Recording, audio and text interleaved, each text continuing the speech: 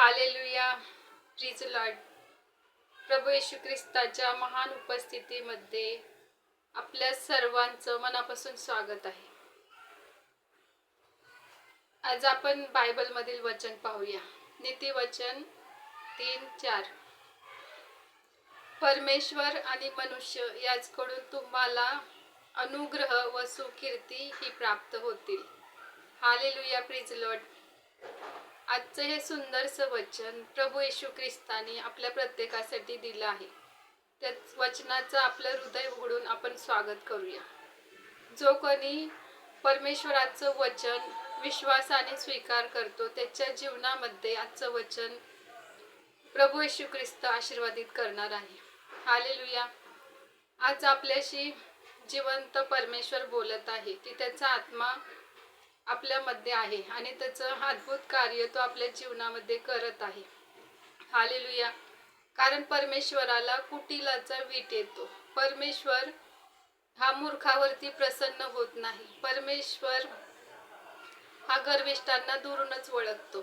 कारण येशू ख्रिस्त हा प्रत्येकाचं अंतःकरण पारखणारा परमेश्वर आहे.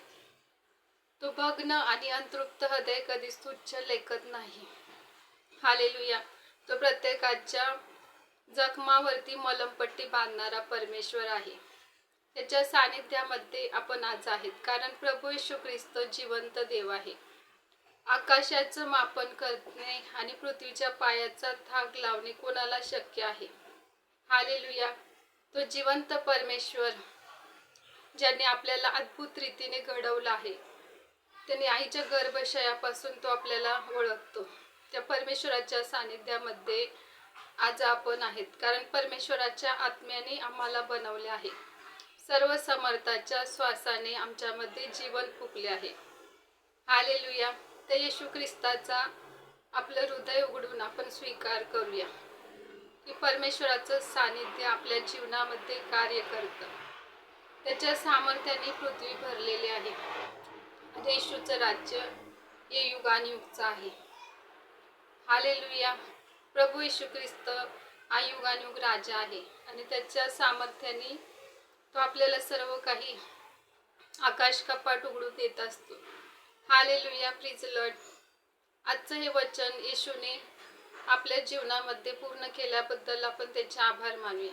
आपण प्रार्थना करूया. हालेलुया. स्तुती परमेश्वरा.